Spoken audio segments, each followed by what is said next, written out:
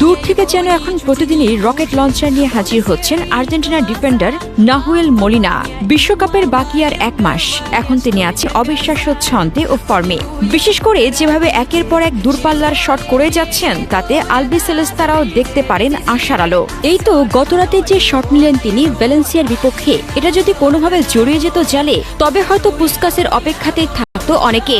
এমন অবিশ্বাস্য শটকে চাইলেও দেখা যায়। পুরো দৃশ্যটা দেখুন, তবেই হয়তো বোঝার কথা।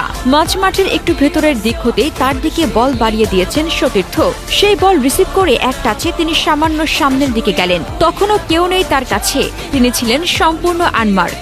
সেই অবস্থায় আর সময় নেননি, প্রায় 45 গজ দূর থেকে নিলেন অবিশ্বাস্য এক জোরালো শট। মনে হচ্ছিল জালে বুঝি জড়িয়ে গেল।